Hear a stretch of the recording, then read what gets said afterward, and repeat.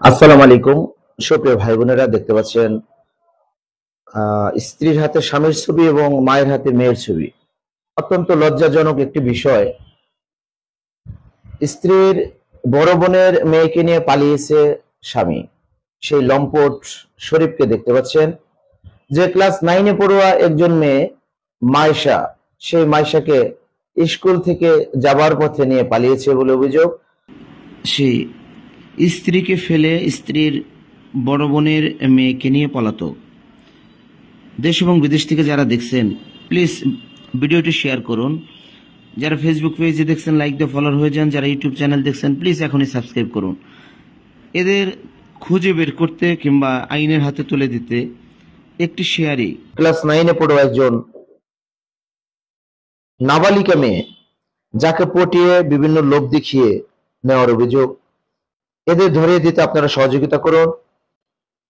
Phone করতে পারেন 01781289 আমরা আইন শৃঙ্খলা বাহিনীর সমন্বয়ে আমরা তাদেরকে ইনশাল্লাহ ধরে এনে আইনের আওতায় আনবো। এ ব্যাপারে আইনগত ব্যবস্থা নেওয়া হচ্ছে।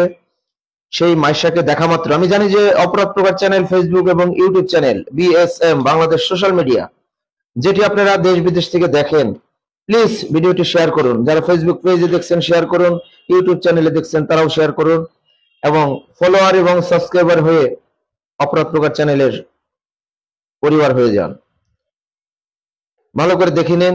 দেখা মাত্রই আইন শৃঙ্খলা বাহিনীর শরণাপন্ন হন, কিংবা আমাদের ফোন দিলে, আমরা নজরে রেখে ফোন দিলে আমরা বাংলাদেশের যেখানেই থাক আমরা তাদের আইনের আওতায় আনবো। মাইশা এবং শরীফ, যারা মাইশাকে দেখে চিনবেন এবং শরীফকে দেখে চেনা মাত্র অপরাধ প্রকার চ্যানেলে ফোন দিলে আমরা তাদের প্রশাসন নিয়ে যে উদ্ধার করে নিয়ে আসবো।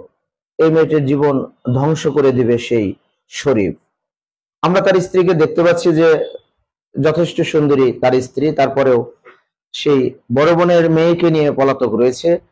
সেই বড় বোনটিও 5 মাসের গর্ভবতী, আবার মা হতে যাচ্ছে। তার এই সময় তার শ্বশুর বাড়ির থেকে তাকে তাড়িয়ে দিয়েছে, কারণ তারও কিছু টাকা এবং স্বর্ণ অলংকার নিয়ে পালিয়েছে মেয়ে তার ছোট বোনের স্বামীর সাথে। তো বিস্তারিত আমরা তাদের কাছে শুনবো, আমরা তাদের মুখ থেকে শুনবো। দেখতে সাথে থাকুন। যারা ফেসবুক পেজে দেখছেন লাইক দিয়ে ফলো হয়ে যান। যারা ইউটিউব চ্যানেলে দেখছেন প্লিজ এখনই সাবস্ক্রাইব করুন। আমি সাথে রয়েছি খোরশেদ আলম। টাঙ্গাইল প্রেস ক্লাবের নিচতলা থেকেই কিন্তু অপরাধ প্রকার চ্যানেলটি চালানো হয়।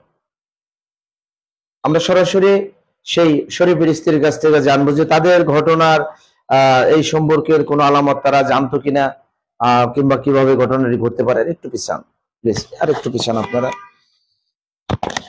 যারা অপরাধ প্রকার চ্যানেল দেখেন প্লিজ এখনই, যারা ফেসবুক পেজে দেখছেন লাইক দিয়ে ফলোয়ার হয়ে যান, একটু পিছিয়ে দেন। আর যারা ইউটিউব চ্যানেলে দেখছেন প্লিজ এখনই সাবস্ক্রাইব করুন। বোন, এটা তো আপনার স্বামী, তাই না? হ্যাঁ, এটা আমার স্বামী। ওর ঠিকানাটা একটু বলুন তো। ওর বাড়ি হচ্ছে আটিয়া মাহমুদপুর, মির্জাপুর থানা, টাঙ্গাইল ডিস্ট্রিক্ট। শরীফের বাবার নাম কি? মাইনুদ্দিন। মাইনুদ্দিন। সেই আটিয়া মোহাম্মদপুর গ্রামের, মাহমুদনগর না মাহমুদপুর?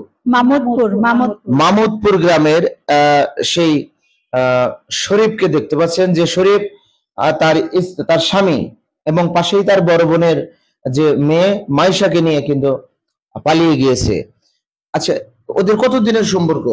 আমি সঠিক বলতে পারতেছি না যে কত দিনের সম্পর্ক, তবে মনে হইতেছে এটা অনেক দিন যাবত চলছে। যাই কোনটাকে যোগাযোগ করছে, কথা বলছে, তাই আমরা কখনো বুঝতে পারি নাই। কারণ আমরা কি সন্দেহ করব, এখানে তো বাপ মেয়ের সম্পর্ক, আমরা কখনো বুঝতে পারি নাই। যাই হোক, এখন রাখেন ছবিগুলো, এখন রাখেন। তো বুঝতে পারেন নাই, বাসায় আসা যাওয়া করতো, মানে ভাগ্নি বাসায় আসতো তো, তাই না? হ্যাঁ, পরীক্ষা শুরু হওয়ার আগে কিছুদিন আমার আগে বাসায় আসছিল। তো আন্টি, ভালো লাগে না তোমাদের বাসায়, আমি যাবো। সেই হিসাবে আমি আনছিলাম। তো সেইখান থেকে মনে হয় এরকম, বা এর আগেও মনে হয় এরকম কিছু হয়েছে, কিন্তু আমি বুঝতে পারি নাই, কোনো কিছু বুঝতে পারি না। যাই হোক, এখন আপনাদের একটা শেয়ারের মাধ্যমে তাদের ভিডিওগুলি, তাদের ছবিগুলি সবার কাছে প্রচারিত হোক। আর আপনাদের অনুরোধ করে আমি বলতেছি যে এই রকম অপরাধ করছে, এগুলার কোনো ক্ষমার অযোগ্য। এগুলাকে ধরে আটকে, আমাদের ভাই আছে, খুরশেদ ভাই আছে, তার কাছে সরাসরি নাম্বার আছে, ওইটা যোগাযোগ করবেন। তো প্রশাসন নিয়ে তাদেরকে উদ্ধার করে নিয়ে আসবে। তো আমার কিছু স্বর্ণ অলংকার ছিল, প্রায় 1 লক্ষ টাকার মতো স্বর্ণ অলংকার, নগদ 50,000 টাকা। আর আমার বোনের মেয়ে নগদ 1 লক্ষ টাকা নিয়ে আসছে। তো তার তো বয়স 14 বছর, তারে লোভ দেখাইছে, তারে দেখাইছে অবশ শিশুর মতো একটা বাচ্চা।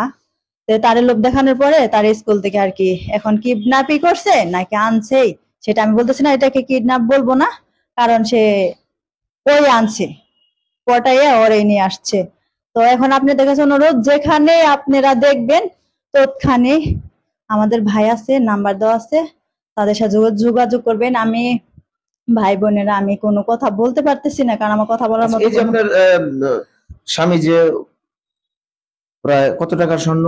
1 লক্ষ টাকার মতো, নগদ কত টাকা? 50,000 টাকা। 50,000।